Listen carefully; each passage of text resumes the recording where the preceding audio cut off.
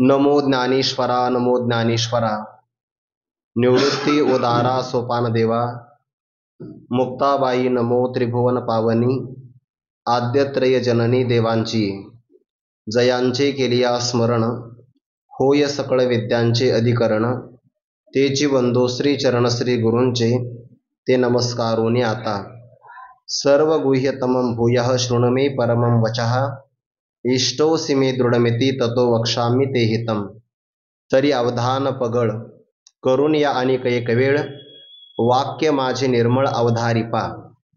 कैवल्य साम्राज्य चक्रवर्ती विश्वमौली ज्ञानोबाराय सकल ब्रह्मनिष्ठ गुरुजनांच्या परमकृपेने श्री भगवती ज्ञानेश्वरीच्या 18व्या अध्यायाचा आपण विचार करत आहोत. भगवान परमात्मा जो ईश्वर सर्व प्राणी मात्रांच्या हृदयामध्ये विशेष रूपाने व्यक्त झालेला आहे. यंत्र स्वरूप असणाऱ्या देहावर आरूढ झालेल्या सगळ्या प्राणी मात्राला कर्मानुसार जो स्वर्ग आणि संसारामध्ये फिरवित आहे, अशा ईश्वराच्या अधीन असणारी प्रकृती, ती प्रकृती तुला कर्मामध्ये प्रवृत्त करवील. म्हणून करणं किंवा न करणं, सर्व प्रकारचा कर्माचा संबंध आपल्या असणाऱ्या मानेवर न घेता तो प्रकृतीच्या मानेवर टाकून, प्रकृती सुद्धा ज्या हृदयस्थ ईश्वराच्या अधीन आहे त्या ईश्वराला तू सर्व भावाने शरण जा. तमेव शरणं गच्छ सर्व भावेन भारत. तत्प्रसादात पराम शांतीं स्थानं प्राप्स्यसि शाश्वतम्. त्या ईश्वराच्याच प्रसादाने कार्यासहित असणारी जगताचं कारण अविद्या, त्यांची शांती होऊन जाईल. यालाच आत्यंतिक निवृत्ती असं म्हणतात. आणि ही निवृत्ती झाल्यानंतर शाश्वत स्थानालाही तू प्राप्त होशील, असा भगवंताने 62व्या क्रमांकामध्ये भक्तराज अर्जुनाला उपदेश केला. आणि आतापर्यंत कथन केलेल्या सगळ्या ज्ञानाचा समारोप परमात्मा 63व्या श्लोकामध्ये करतात. इति ज्ञानमाख्यातं गुह्यात गुह्यतरं मया विमृशै तदशेषेण यथेच्छसि तथा कुरु. अर्जुना, माझ्याकडून जो करुणा संपन्न स्वभावाचा मी, अशा माझ्याकडून अतिशय गुह्यात गुह्य असणारं जे ज्ञान, ते तुला सर्व रूपाने माझ्याकडून कथन झालेलं आहे. या सगळ्या ज्ञानाचा सर्व रूपाने विचार विमर्श करून तुझ्या मनामध्ये जशा प्रकारे वाटत असेल तशा प्रकारे तू कर. भगवंताने सर्व प्रकारचा विचार केला. एकतर परमात्मा सर्वज्ञ आहे. सर्वज्ञ परमात्म्याने सर्व वेदशास्त्राचा तात्पर्याचा विचार करून जे चांगल्या प्रकारे असेल ते अर्जुनाच्या समोर कथन केलं. आणि ते कथन झाल्यानंतर अर्जुनाला एक महत्त्वाचा संदेश दिला. आता तो यावरी निके हे निर्धारी निर्धारुनी करी आवडे तैसे. आता यानंतर चांगलं काय आहे याचा विचार तू कर. सर्वात चांगलं ज्ञान तर मी तुला उपदेशाने सांगितलं आहे, पण त्याचा निर्धार केल्यानंतर तुझ्या मनात जसं वाटत असेल तशा प्रकारे तू कर, असं स्वातंत्र्य ईश्वराने किंवा श्रीकृष्ण परमात्म्याने अर्जुनाच्या समोर कथन केलं. आणि ते ऐकल्यानंतर अर्जुन मात्र काहीच प्रतिसाद देत नाही. अर्जुन उगाच ठेला शांत बसला.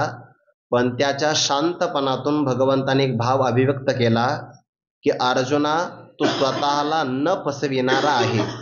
ज्याप्रमाणे एखादा व्यक्ती वाढणाऱ्या पुरुषाच्या समोर मी तृप्त झालो आहे असा जर भीड धारण करून म्हणत असेल तर त्याला 2 प्रकारचे दोष प्राप्त होतात. एक, तृप्त न होता तृप्त झालो असं म्हणणं, असत्य बोलण्याचं पाप लागतं. आणि प्राणाची शांती न झाल्यामुळे त्याला भुकेची पीडा सोसावी लागते. पण तसा मात्र तो नाही. सर्वज्ञ श्रीगुरु भेटल्यानंतर एखादा व्यक्ती त्यांना जर आत्मविचार विचारत नसेल तर तो स्वतःला फसवितो आहे.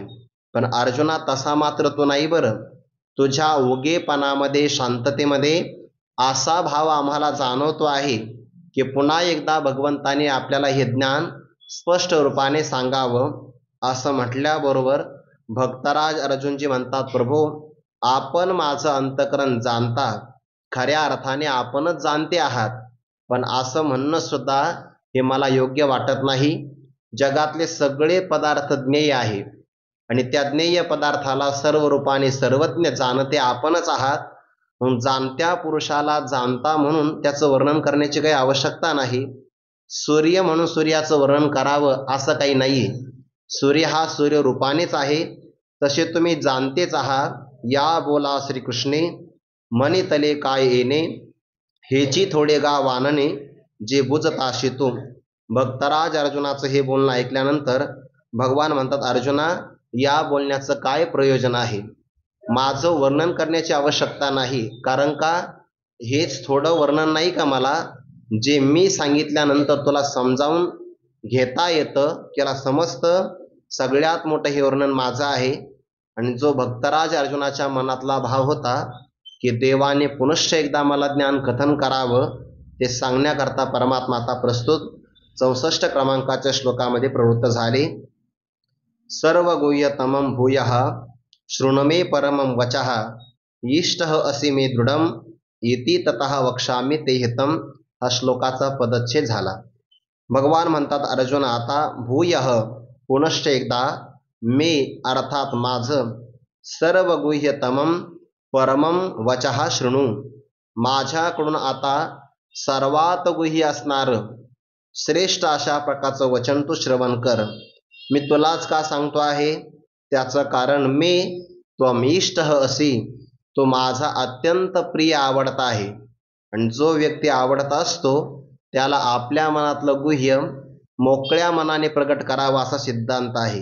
ही गोष्ट अत्यंत दृढ आहे, म्हणजे यामध्ये बदल होण्यासारखे नाही.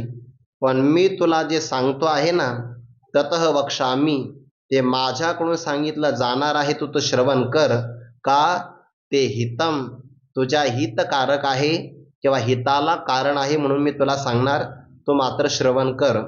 वक्ता जेव्हा एखादी गोष्ट सांगतो की नाही, त्या वक्त्याला समोरच्या श्रोत्याचं कल्याण व्हावं अशी अपेक्षा असावी. बरं, जर एखादा वक्ता स्वतःच्या स्वार्थाकरता सांगत असेल किंवा स्वतःचं पूजन व्हावं याकरता सांगत असेल किंवा आपली प्रसिद्धी व्हावी याकरता सांगत असेल, तो वक्ता श्रेष्ठ ठरत नाही. भगवान म्हणतात, मी तुला सांगतोय अर्जुना, पण त्यामध्ये तुझं हित व्हावं अशी आमची अपेक्षा आहे. मग अर्जुनाचं हित झालं तर याला देवाला या गोष्टीची उपयोगिता काय आहे? तर 10व्या अध्यायामध्ये आपण एक ओवी पाहिली बघा, तैसे तुझे हित आघवे, जव जव का तुझं फावे, तव आमुचे सुख दुनावे ऐसे आहे. अर्जुना, जशा जशा प्रकारे तुला हिताची प्राप्ती होईल तसं आमच्या सुखामध्ये दुप्पट अशा प्रकारचा लाभ होईल. आणि तुझ्या सांगण्याच्या निमित्ताने जर आमच्या सुखामध्ये दुप्पट वाढ होत असेल तर याचा अर्थ ते आम्ही आमच्या हिताकरता सांगत आहे. इतकी श्रेष्ठ वक्त्याची भावना असावी. वक्त्याला श्रोत्याचं हित व्हावं ही जाणीव असावी, न वक्त्याला दुसरं काही लागत नाही. आता बरेच लोक वक्त्याला दुसरं काही पण देतात, तो भाग वेगळा आहे, त्यांना ते समजत नाही.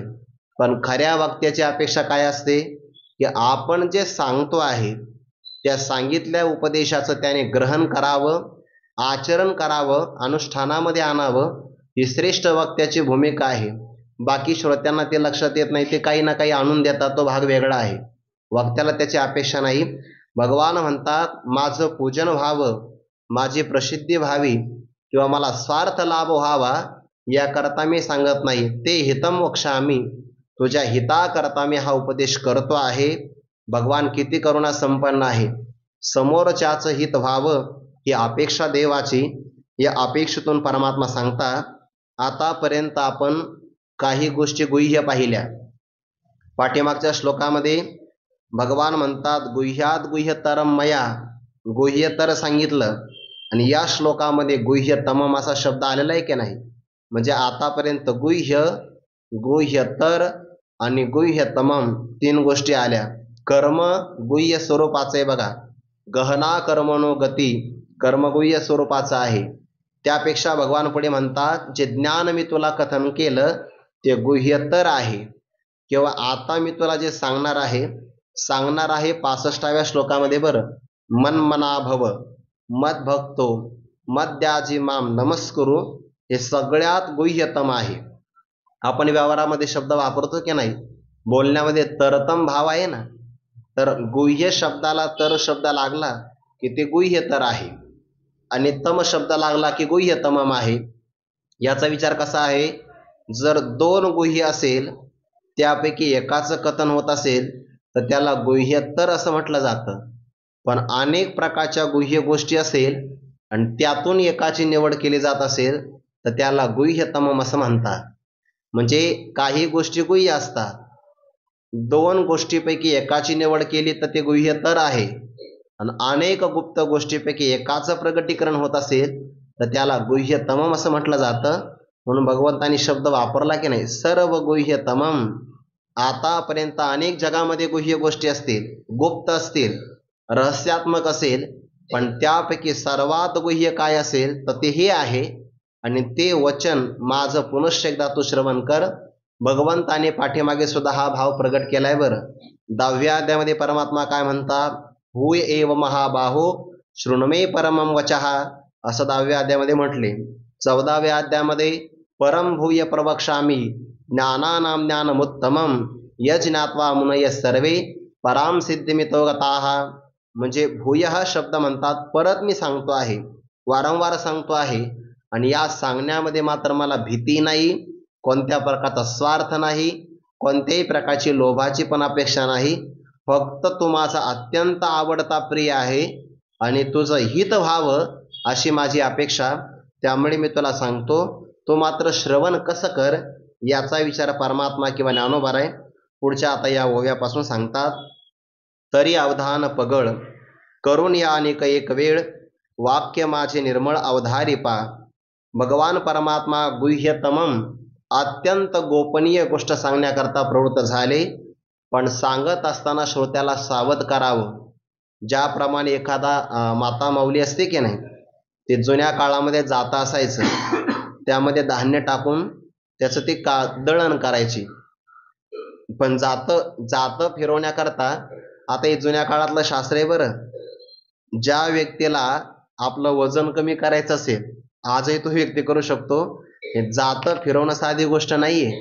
पोटातल्या सगळ्या आतड्यांचा व्यायाम त्यातून होत असतो, आणि ज्याच्या आपण सगळे व्यायाम करू शकतो, पण पोटातले जे आतडे आहे की ना, लहान मोठे, यांचा व्यायाम सहसा होत नाही. आणि जोपर्यंत त्यांचा व्यायाम होत नाही तोपर्यंत कोठा स्वच्छ होत नाही. ऋषीमुनींना सुद्धा गिरणीचा शोध लावता आला असता की नाही. ज्यांनी रथाचा शोध लावला त्यांना 2 चाकं एकमेकावर लावून त्यात धान्य टाकून पिठाची गिरणी पण तयार करता आली असती की नाही. पण त्यांनी ते तसं नाही केलं. त्यांनी प्रत्येक घरामध्ये जातं ठेवलं. का? कारण धान्य जर विशिष्ट तापमानावर तापवलं गेलं, आता बघा गिरणीतून जे पीठ येतं की नाही ते अत्यंत गरम असतं बघा, त्याच्यामुळे बरेच त्याचे पोषक द्रव्य नष्ट होऊन जातात.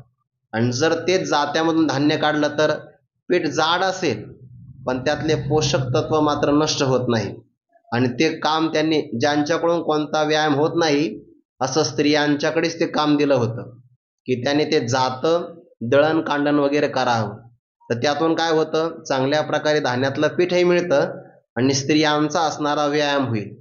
हे ऋषीमुनींची दूरदृष्टी होती. पण मग आता ते जातं जर फिरवायचं असेल त्याला खुंटा लागतो की नाही, आणि मग तो खुंट त्या छिद्र्यामध्ये बसवला की एखादी माता माऊली पुन्हा त्याच्यावर आघात करते बघा, त्याच्यावरती आघात करते आणि त्याला घट्ट बसविते, हलवून पाहते अगोदर. जर थोडासा ढिला असेल तो पुन्हा जास्त जोरामध्ये आघात करते.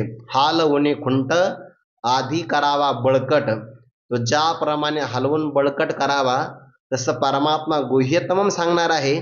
मग अर्जुनाला सुद्धा हा आता ऐकतो की नाही, का आतापर्यंत सगळं भगवंताने इति ते ज्ञानमाख्यातम असं म्हणून अर्जुन उपेक्षा तर करत नाही. याकरता भगवान परमात्मा सावध करतात आणि अर्जुनाला म्हणतात ऐक तू, पण कसं ऐक. तरी अवधान पगळ. पगळ शब्दाचा अर्थ होतो विस्तारित. आपलं असणारं लक्ष हे संकोचित राहू देऊ नको, त्याचा विस्तार होऊ दे.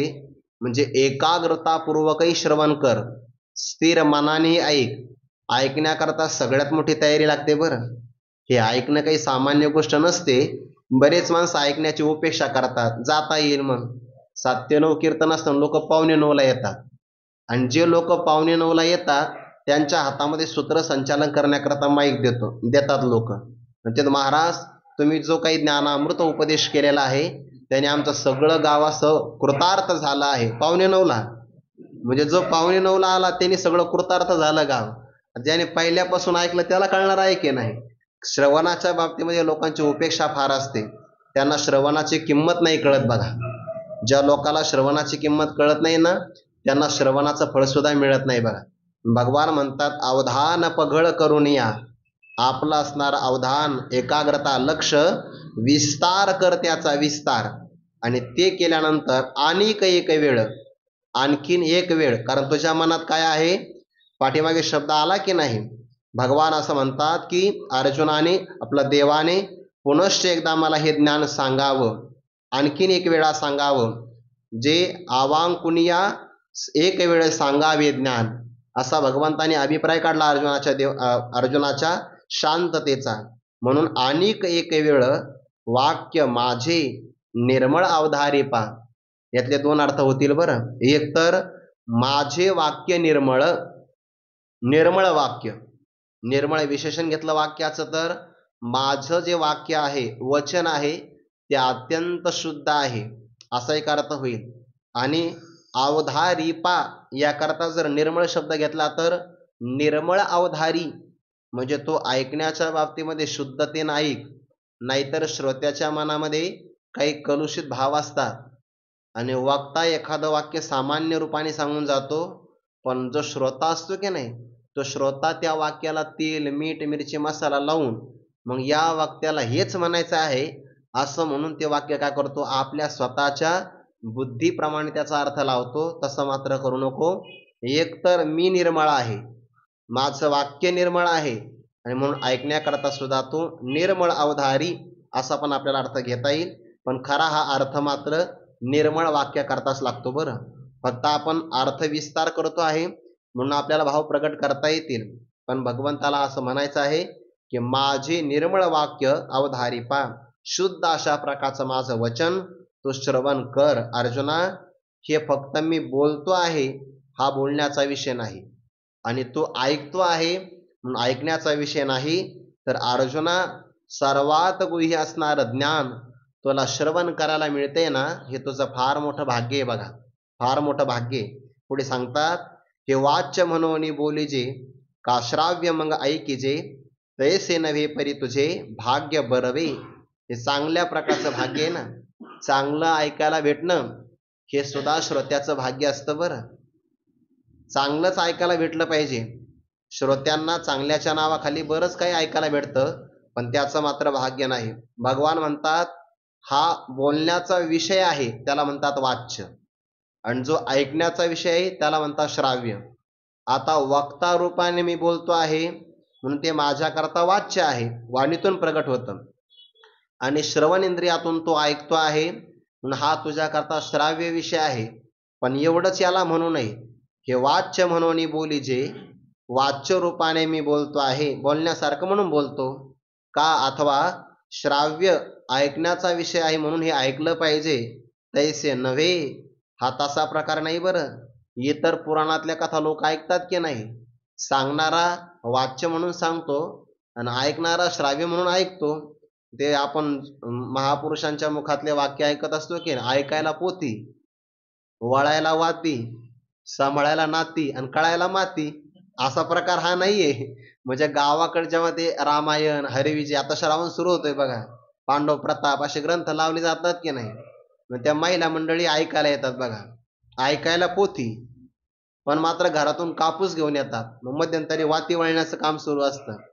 घरातले लोक म्हणतात, आजी चालल्या ना, हे नातवंड घेऊन जा, सांभाळायला नाती, आणि घरी आल्यानंतर विचारलं, आजी काय ऐकलं, कळायला माती, काहीच कळत नाही की नाही. तसा हा प्रकार नाहीये.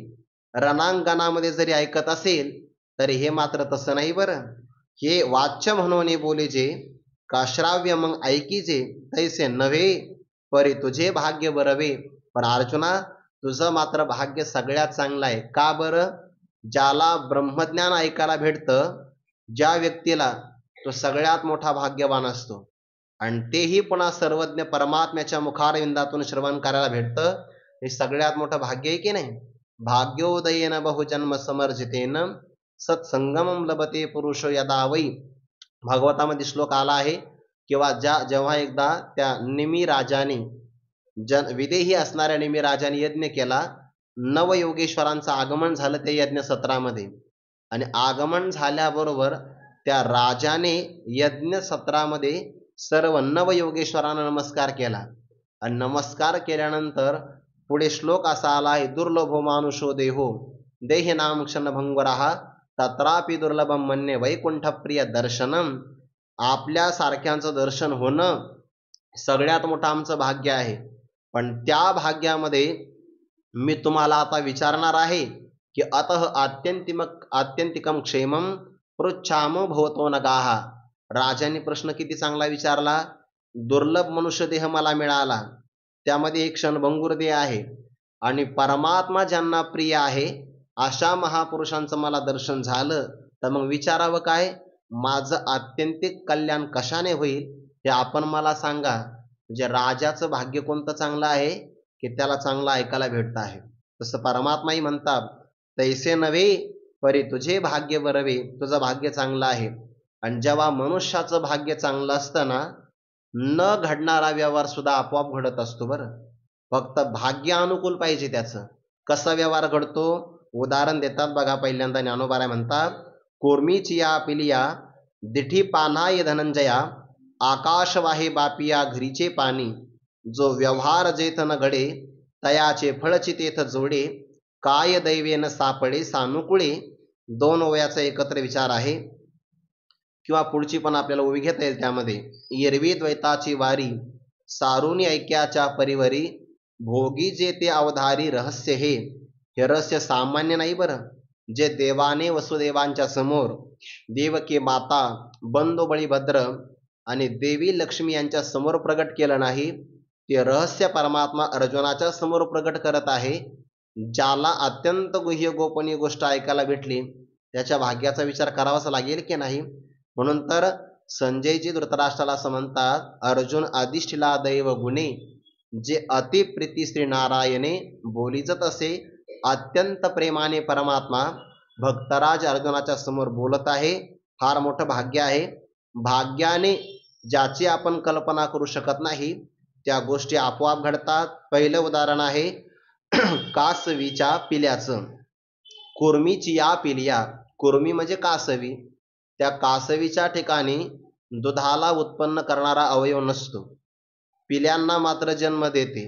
माता त्या पिल्यांचं पोषण होईल कसं, जेव्हा त्या कासवीच्या पिल्लांना भूक लागते ते समुद्राच्या त्यांच्या घरट्यातून बाहेर येतात, म्हणजे बिळातून बाहेर येतात त्यांच्या. बाहेर आल्याबरोबर त्याला भूक लागली तेव्हा ते बाहेर येतं, असं एरवी काही बाहेर येत नाही. पिलूच असतं ते सामान्य. भूक लागली की कासवीच्या समोर ते उभं राहतं आणि त्याला पाहिल्याबरोबर कुर्मीची या पिलिया त्या पिल्लाला पाहिल्याबरोबर त्या कासवीच्या नजरेतून, त्याला म्हणतात दिठी, दिठी पान्हाये धनंजया, तिच्या नजरेतूनच पान्हा फुटतो. बघा काय सामर्थ्य असेल निसर्गाचं. नजरा नजर झाल्याबरोबर त्याच्या दृष्टीतून पान्हा प्रगट होतो, फक्त तो त्या पिलांना दिसतो, बाकी कोणाला दिसत नाही. आणि आपोआप त्या पिलाचं पोट भरत जातं. बघा माता खरं सांगा, जर त्याला स्तनपान करायचं असेल तर मुखाची भेट व्हावी लागेल की नाही, पण मुखाची भेट न होता नजरानजर जरी झाली तरी त्याला तृप्ती प्राप्त होते. ज्ञानोबा म्हणतात, आगामुख मिळे विन पिलियाचे पोषण करी निरीक्षण कुर्मीचे. मुखाचा संबंध न होता सुद्धा फक्त निरीक्षण केलं की बरोबर त्याचं पोट भरलं जातं. भाग्य चांगलं आहे कासवीच्या पिल्लांचं, म्हणून कासवीच्या दृष्टीमध्ये त्याच्या भाग्यामुळे पान्हा प्रगट होतो. कुर्मीची या पिलिया दिठी पान्हाये धनंजया. दुसरं उदाहरण आकाशवाहे बापिया घरीचे पाणी. बापिया म्हणजे चातक. त्या चातकाला तहान लागते. निसर्गामध्ये दोन पक्षी, एक आहे चकोर, दुसरा आहे चातक. चकोर नावाचा पक्षी पौर्णिमेला चंद्राच्या किरणातून पाझरणारे अमृतकण सेवन करतो, तो आहे चकोर. आणि मेघाच्या मुखातलं पाणी जमिनीवर न पडू देता जो वरच्यावर झेलतो त्याला म्हणतात चातक. ज्ञानोबा म्हणतात, आपलं नाथ महाराजांची वही भागवतातली, जैसे मेघामुखीचे उदक वरीच्या वरी झेली चातक. तो वरच्यावर झेलतो, खाली पडू देत नाही. झाडावर बसलेला असतो, मेघाच्या मुखातून पाणी पडायला लागलं की वरच्यावर त्या थेंबाला तो कॅच करतो. झेली शब्द आलाय तिथं. वरीच्या वरी एक टप्पा घ्यायचे नाही बरं. हे आपले विद्यार्थी खेळतात तसं नाही. वरच्या वर तो क्या करतो, कसा डाय मारत असेल तसं त्याला माहिती आहे बघा. पण वरच्यावर तो थेंबाला पकडतो बघा. चातकाला तहान लागते की नाही. वास्तविक ज्ञानोबा म्हणतात, भरले समुद्र सरिता चहूकडे, परी ते बापियासी कोरडे, काजे मेघवनी थेंबू टापडे, ते पाणी की तया. समुद्र भरलेला आहे, सरिता भरलेल्या आहे, पण त्या पाण्याकडे तो पाहत नाही. जेव्हा मेघाच्या मुखातून पाणी पडेल तेव्हाच त्या पाण्याला तो चातक नावाचा पक्षी सेवन करतो. आणि त्या चातका करता जे आकाश आहे की नाही ते आपल्याकडे पाणी धारण करून राहतं बघा. वास्तविक मेघ हलके असतात, वाऱ्याने उडून जातात, पण जडही फार असतात बरं. जर ढगफुटी झाली तर गावाच्या गाव वाहून जातात. केरळमध्ये बघा ना काय झालं, की आपल्या इंद्रायणीला पूर आला, नुकसान भरपूर झालं की नाही.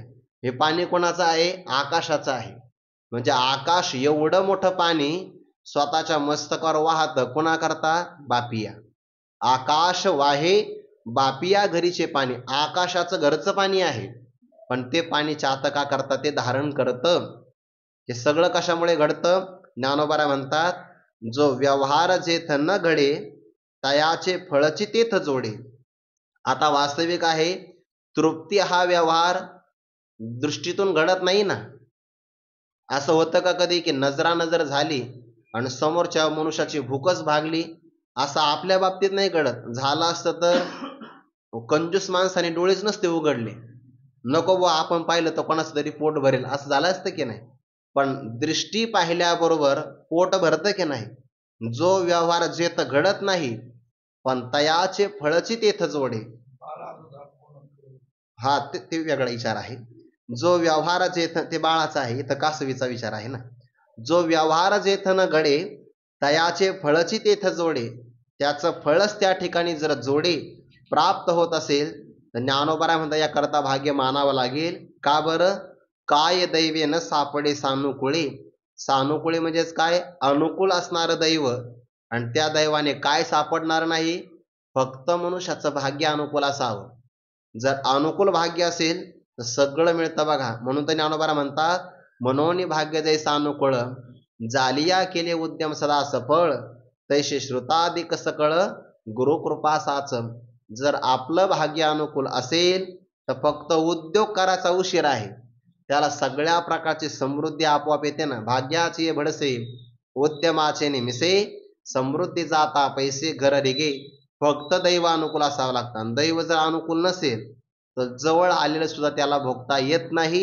सर्प विंचू दिसे धन अभाग्या कोळसे, असा प्रकार आहे की नाही. म्हणून दैव जर अनुकूल असेल तर काय सापडत नाही. तसं अर्जुना तुझं भाग्य चांगलं आहे. का बरं, तुझं भाग्य चांगलं आहे म्हणून तर सारथी रूपाने तुला मी सापडलो. काय दैवेनं सापडी सानुकुळे, दैव आहे की नाही अनुकूल. म्हणून तर 11व्या अध्यायामध्ये असं म्हटलंय, कैसे दैव येत सुरवाडले ते जाणू नये. अर्जुनाचं काय दैव अनुकूल असेल हो, सांगता येणार नाही. हा कोपिके निवांत तसा आहे.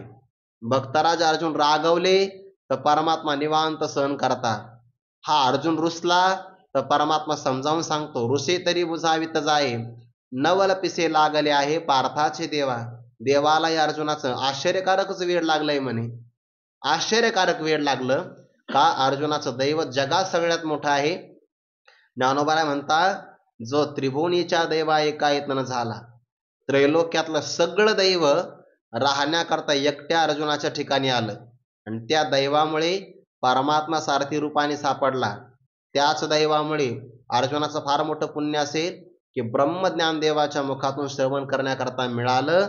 वास्तविक हे ऐकायला भेटणं ही काही सामान्य गोष्ट नाही. ही कशी ऐकावी, परमात्मा पुढे सांगतात. एरवी दुसऱ्या बाजूने आपण विचार केला तर, द्वैताची वारी सारुनी ऐक्याच्या परिवरी, भोगी जे ते अवधारी रहस्य हे. रहस्य कसं भोगावं, द्वैताची वारी सारुनी. वारी शब्दाचा अर्थ होतो येरझार, जाणं आणि येणं. किंवा द्वैत म्हणजे भेद, भेदाचा असणारा आगमन आणि भेदाचं असणारं निर्गमन, यालाच वारी म्हणतात की नाही. किंवा आपण जागा झालो की अहंकार जागा होतो, झोपेत गेलो की आपला अहंकार निघून जातो. लयाला जातो. पण अहंकार उत्पन्न झाला की सगळ्या प्रकारचे भेद आपल्याकडे येतात की नाही, आणि सगळ्या प्रकारचं द्वैत किंवा भेद बाजूला सारावा आणि ऐक्याच्या परिवरी एकरूपतेच्या घरामध्ये म्हणजे भगवान परमात्म्याशी एकरूप व्हावं आणि एकरूपतेमध्ये ज्या रहस्याचा भोग घ्यावा, अशा प्रकारचं या ज्ञानाचं रहस्य हे आहे. म्हणून एरवी द्वैताची वारी सारुणी ऐक्याच्या परिवरी भोगीचे. ऐक्याच्या घरामध्ये हे भोगावं. ज्ञानोबारा म्हणतात बघा, परी ते वेगळेपणे भोगीजे, जैसे पक्षीय फळ चुंबिजे, तैसे नव्हे ते विसरीजे, भोगीते पणही. म्हणजे एकरूपतेमध्ये भोग घ्यावा. काही लोक असं म्हणतील एकरूपतेमध्ये भोग कुठं होतो, हा विचार आपण पाठीमागं केलाय बघा. तेची झाली हा भोग तयाचा, न घडे हा भाव जयाचा, तीही बोले केवी बोलाचा उच्चार कीजे. बोल या बोलाचा, बोल असा बोलाने उच्चार केला जातो की नाही, सगळीकडे बोल बोल आला की नाही, तसं एकरूपतेमध्ये सुद्धा भोग होतो.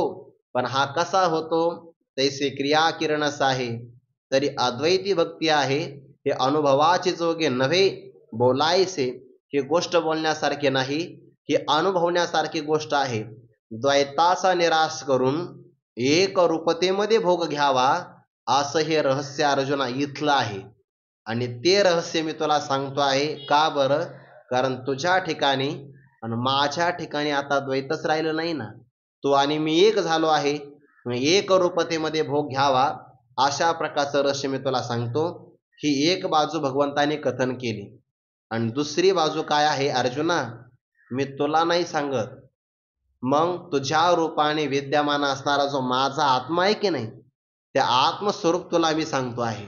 कारण तू आणि मी वेगळा नाहीये. तुझ्यावर जे माझं प्रेम आहे ते कसं आहे, भगवान परमात्मा पुढे सांगतात, आणि निरुपचारा प्रेमा विषय होय जे प्रियोत्तमा, ते दुजे नव्हे की आत्मा ऐसेचे जाणावे.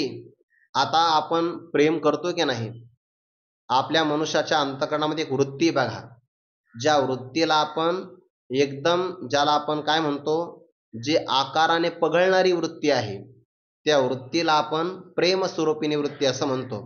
सगळ्याच्या मनामध्ये प्रेमाची वृत्ती असते, फक्त प्रेमाचा विषय मात्र वेगळा असतो. जसं की गाईचं प्रेम वासरावर, एखाद्या मातेचं प्रेम मुलावर, सैनिकाचं प्रेम देशावर, आपलं प्रेम सांगताच येत नाही कशावर असेल. एवढे मोठे विषय आपल्याकडे, म्हणजे आपल्या प्रेमाचे विषय अनंत आहे. या बाबतीमध्ये मात्र गोकुळातले सगळे भाग्यवान आहे. यथाव्रज गोपिकांना, गोपिकांचं प्रेम श्रीकृष्ण परमात्म्यावर, त्या गोपाळांचं प्रेम श्रीकृष्ण परमात्म्यावर, तिथल्या गाई वासरांचं प्रेम भगवंतावर, पशुपक्ष्यांचंही प्रेम देवावरच, वृक्षवेली लता यांचंही प्रेम देवावर. म्हणून एक विषय येतो सकळांचा हरी. सगळ्यांचा विषय मात्र एक आहे. त्यांचे देहाचे आकार भिन्न असतील बरं, पण त्यांच्या अंतःकरणाचा प्रेमाचा विषय मात्र एक आहे. आणि जेव्हा परमात्मा हा प्रेमाचा विषय असतो, तेव्हा त्याला भक्ती असं म्हणतात. मग सामान्य रूपाने आपलं प्रेम असतं की नाही, त्या प्रेमामध्ये प्रकार आहे बघा. आपल्या प्रेमाला निमित्त लागतं आणि आपल्या प्रेमाला कशाचा ते आधार लागतो. पण ज्या प्रेमाला निमित्त लागत नाही, ज्या प्रेमाला कशाचा आधार लागत नाही, त्या प्रेमाला खरं प्रेम असं म्हणतात. आपल्या प्रेमाला विषय लागतो, शब्द स्पर्श रूप रसगंध हे आपले प्रेमाचे विषय आहे. आणि तो विषय भोगण्याकरता आपल्याला एखादा विषय लागतो. कल्पना करा, रस विषयावर आपलं प्रेम आहे, बरोबर आहे की नाही, पण त्या प्रेमाला आलंबन लागतं, म्हणजे एखादा गोड पदार्थ लागतो, तेव्हाच तर रस विषय आपल्याला चाखता येतो.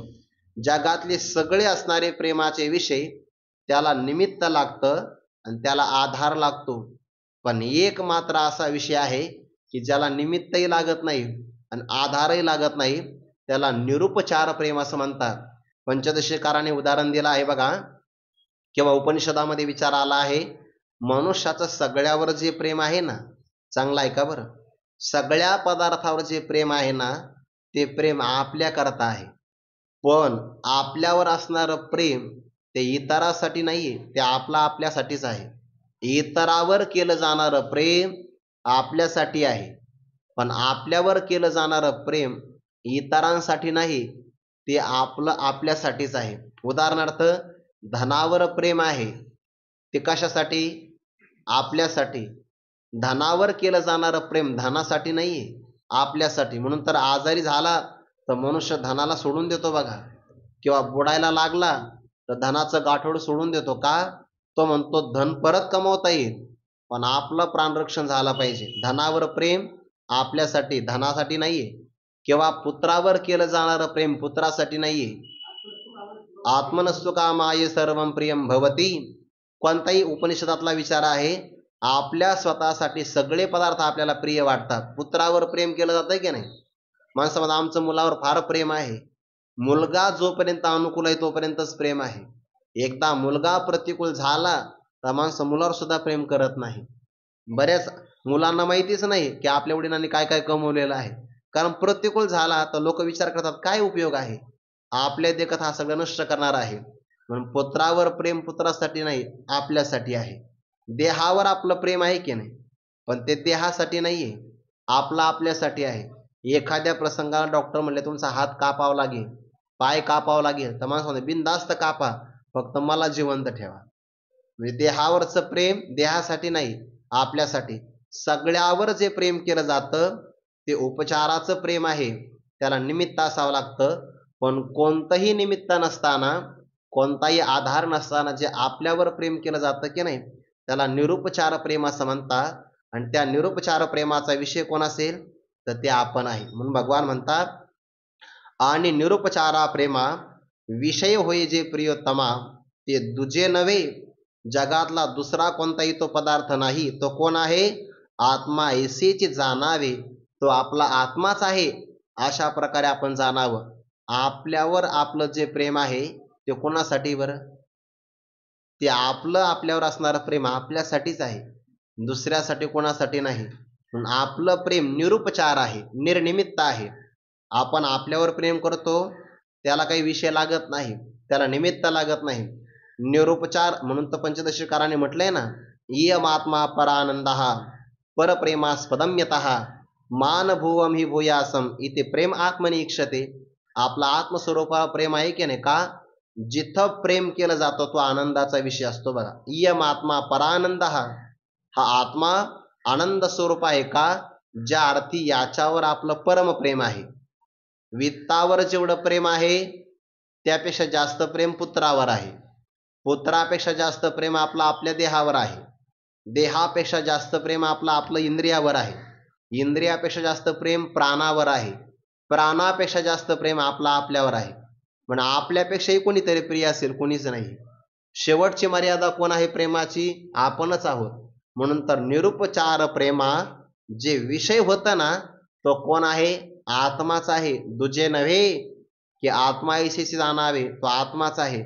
आणि जसं आपलं आपल्या आत्म्यावर प्रेम आहे ना अर्जुना, तसंच तुझ्यावर माझं प्रेम आहे. का? कारण तोच माझा आत्मा आहे. ममे वंशो जीवलोके. म्हणून तर भगवंताने 10व्या अध्यायामध्ये काय म्हणलंय?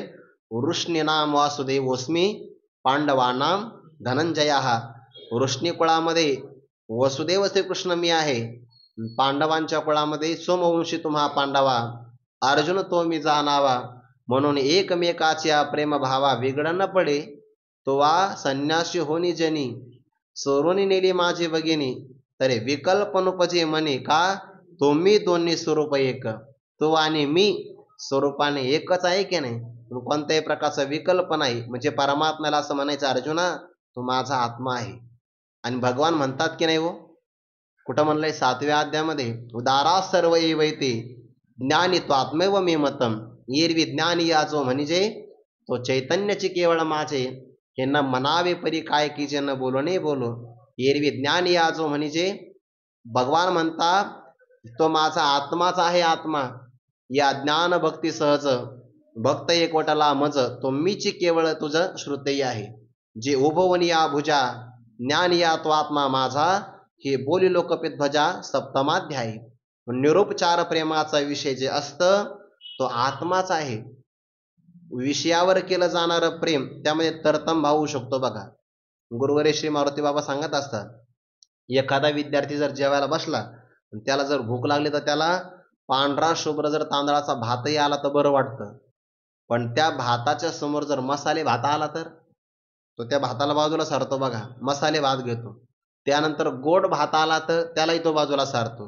किंवा जेवायला बसला, बाजरीचे भाकर आणि पिठलं आलं तर आनंदाने खातो, पण त्या समोर श्रीखंड आला तर मग पिठलं बाजूला सारतो. म्हणजे काय, व्यवहारातल्या विषयामध्ये तरतम भाव आहे. श्रेष्ठ विषय आला की मागच्या कनिष्ठ विषयाचा परित्याग होतो, पण आत्मस्वरूपाच्या बाबतीमध्ये असं नाही होत. आपल्यावर केलं जाणारं प्रेम हे पराकोटीचं प्रेम आहे, त्याच्या पलीकडे कोणाचंही प्रेम नाही. म्हणून निरुपचार प्रेम, निर्निमित्त प्रेम, आपला आपल्यावर निर्निमित्त प्रेम आहे. जे निर्निमित्त प्रेमाचा विषय असतं ते दुचे नव्हे, त्यामध्ये द्वैत नसतं, दुसरा तो कोणी नसतो. आत्मा एसीच जाणावे, किंवा अशीच ओवी बघा 17व्या अध्यायामध्ये, ते तर प्रियाची परमसीमा, तो भेटे माऊली आत्मा. प्रियाची परमसीमा, प्रिय विषयाची सर्वात श्रेष्ठ हद्द शेवटची कोणती असेल तर तो आपला आत्मस्वरूप आहे ना. आपल्या स्वरूपावर आपलं प्रेम आहे. भगवान म्हणतात त्या आत्मस्वरूपावर जे प्रेम केलं जातं की नाही, ते प्रेम आपला आपल्या करता असतं, इतरांसाठी नसतं. तसं मी तुला सांगतो आहे, तू म्हणून नाही सांगत, तू माझा आत्मा आहे म्हणून तर सांगतो आहे, कारण तो मला इष्ट आहे. इतका काय पराकुटीचा अर्थ केलाय बघा. इतर असणाऱ्या टीकाकारांनी परमात्म्याचा अर्जुन अत्यंत आवडता आहे, इष्ट असी किंवा इष्ट दृढम असी, अत्यंत प्रिय आहे. पण ज्ञानोबा म्हणतात इतका प्रिय आहे, इतका प्रिय आहे की आत्माच आहे. म्हणून ज्ञानोबाऱ्यांचा अर्थ आहे ना, इतर सगळ्या असणाऱ्या गीतेवर व्याख्यान करणाऱ्या महापुरुषांपेक्षा सर्वश्रेष्ठ आहे. इतका पराकुटीचा अर्थ ठेवलेला ज्ञानोबाऱ्यांनी. काय की निरुपचारा प्रेमा विषय होय जे प्रियोत्तमा, तो सगळ्यात प्रिय आहे. नाही, जे जे प्रिय आहे त्या सगळ्यामध्ये उत्तम तू आहे. हे प्रियोत्तमा निरुपचार प्रेमा विषय होय जे, ते दुजे नव्हे. विशेषण पण कसं दिलंय बघा, अर्जुना तुम्हाला नुसता प्रिय नाही, प्रियोत्तम आहे. सगळ्या प्रिय लोकांमध्ये उत्तम तू आहे. तुला म्हणून सांगतो, जो निरुपचार प्रेमाचा विषय असतो नाही, म्हणजे काय, प्रियामध्ये जो उत्तम असतो बघा बरं, विशेषण पण प्रियोत्तम दिलं, आणि जो प्रिय विषयामध्ये उत्तम आहे त्याला आत्मा म्हणतात. म्हणजे काय, तूच माझा आत्मा आहे. प्रियोत्तमा म्हटलं, याच्यामध्ये प्रियोत्तम शब्दही आला आणि प्रियोत्तमाची व्याख्या पण या ओळीमध्ये आली. प्रियामध्ये उत्तम म्हणजे निरुपचारा प्रेमा विषय होई जे प्रियोत्तमा, ते दुजे नव्हे. आत्मायशी जाणावे, तो आत्माच आहे. आणि अशा प्रिय आत्म्याकरता जे केलं जातं ते सर्वश्रेष्ठ आनंदाला कारण असतं. अर्जुना मी तुझ्यासाठी बोलत नाही, मी माझ्यासाठीच बोलतो आहे. कसं, उदाहरण देतात, आरी साचिया देखील या गोमटे की जे धनंजया, ते तया नोहे आपण या लागे जैसे, तैसे पार्था तुझे निमिसे, मी बोले आपण याची दोषे, माझ्या तुझ्या ठाई असे मी तुपन गा. भगवान म्हणतात अर्जुना, म्हणून जिव्हारीचे गुज, सांग तसे जीवाशी तुझ, हे अनन्य गतीचे मज आथे व्यसन. या 3 ओव्यांचा एकत्र विचार आहे. जुन्या काळामध्ये धातूचा आरसा असायचा, आता आरसा काचेचा आहे. जुन्या काळात धातूचा असायचा, धातूपासून आरसा तयार केला की तो दररोज स्वच्छ करावा लागायचा, आणि मग त्यामध्ये वस्त्रगाळ केलेली माती आणायची. आजही बघा तुम्ही, जर कोरड्या राखेनं भांडे घासले ते आणखीन चांगले निघतात बघा. किंवा पितांबरी, तांब्याचं भांडं असतं की नाही, थोडंसं पाणी लावावं लागतं बरं, आणि मग त्याच्यावरती पितांबरी किंवा राख टाकावी लागते. ते रांगोळीप्रमाणे असतं, ते अगोदर घासावं लागतं आणि मग धुवावं लागतं. मग जुन्या काळामध्ये धातूचा आरसा असायचा, वस्त्रगाळ केलेली माती, ती माती टाकायची, त्या मातीनं तो घासायचा. मग आता ते घासणं आरशासाठी आहे का आपलं मुख पाहण्यासाठी आहे? म्हणून मग एखादा व्यक्ती म्हणा, वा वा काय आरशावर प्रेम आहे तुमचं, किती आनंदाने तुम्ही आरशाला घासत आहात.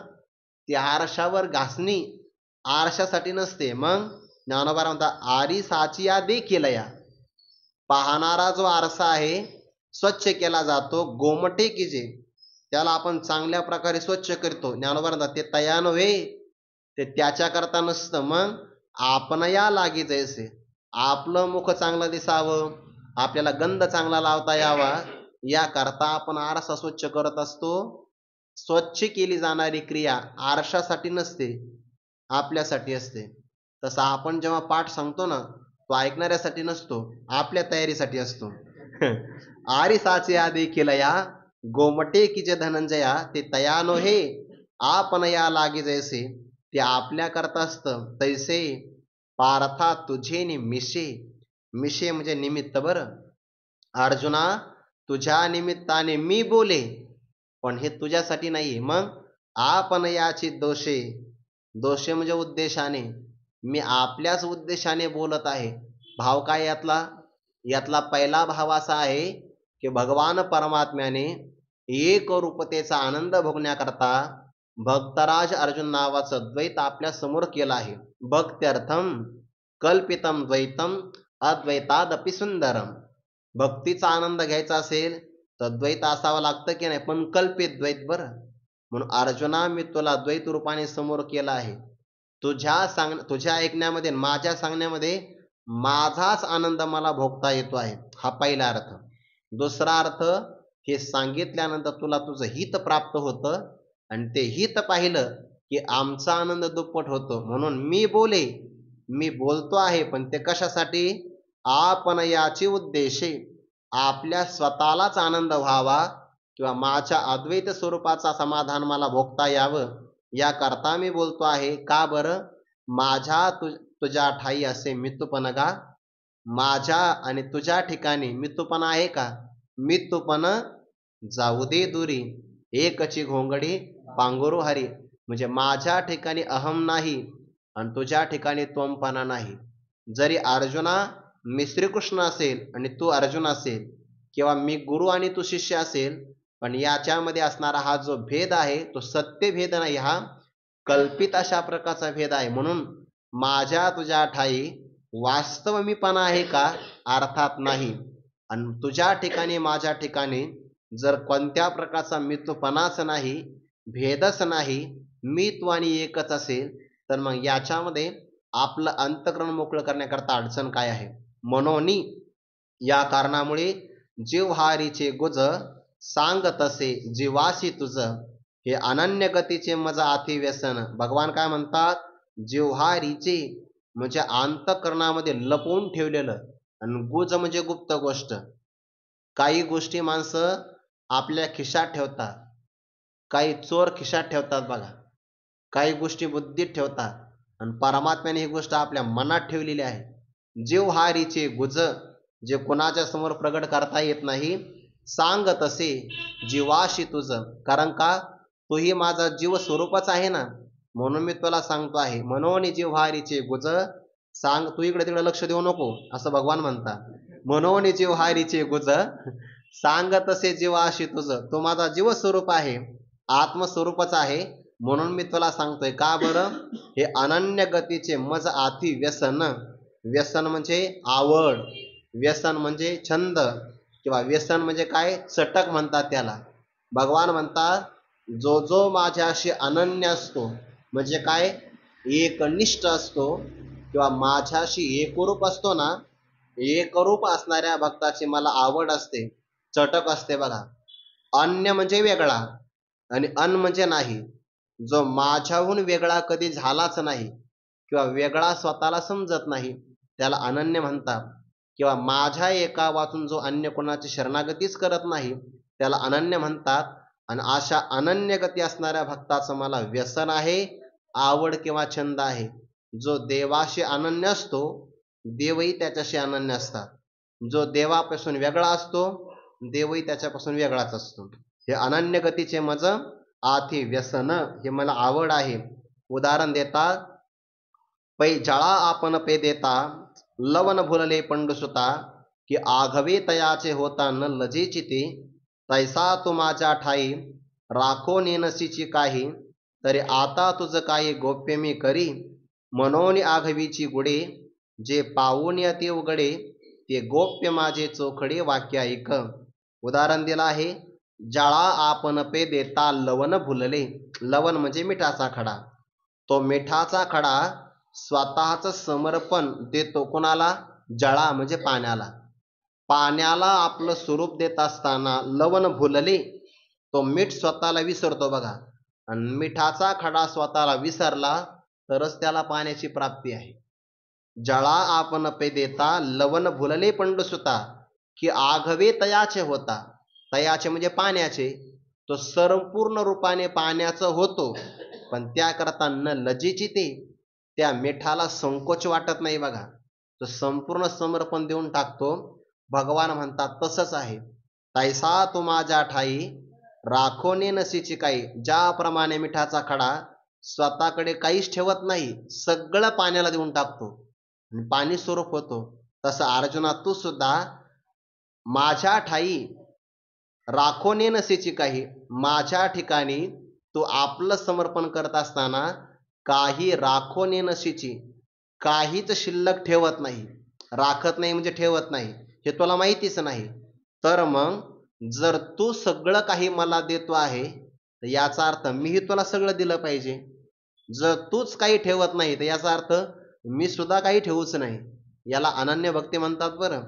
तैसा तो माझ्या ठाई राखो नेनशीची काही, तरी आता तुझं काही गोप्य मी करी. तर अर्जुना, तुझ्यासाठी मी सुद्धा काही गोप्य करणार आहे का? अर्थात मी काही राखून ठेवणार आहे का? नाही. मी सुद्धा माझ्या मनातलं सगळं तुला देऊन टाकणार आहे. म्हणून आघवीची गुडे, जगामध्ये आतापर्यंत असणारी सगळीच्या सगळे गूढ असणारे गुप्त गोष्ट, ज्या गोष्टी पाहिल्यानंतर जे पाहुणी अति उघडे, मी तुला गुप्त सांगणार आहे.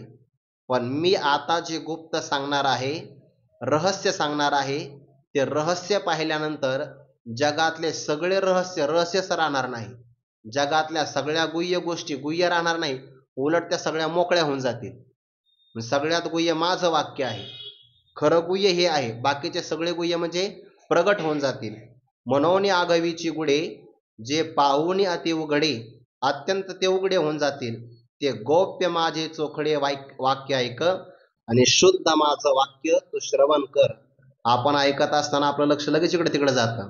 भगवान पुन्हा एकदा सांगतात, गोप्य आहे म्हणजे गुप्त आहे, पुन्हा माझं वचन आहे, आणि चोखडे म्हणजे शुद्ध वाक्य आहे. ते वाक्य इतकं गुप्त आहे की या गुप्त वाक्याला पाहिलं, गूढ वाक्याला पाहिलं, की जगातले सगळे गूढ असणाऱ्या गोष्टी तुला गूढच वाटणार नाही, उलट त्या सगळ्या उघड्या होऊन जातील. पण हे मात्र सगळ्यात गुह्य आहे. कसं आहे ते 65व्या श्लोकामध्ये सांगतील. तो विचार आपण उद्या पाहू.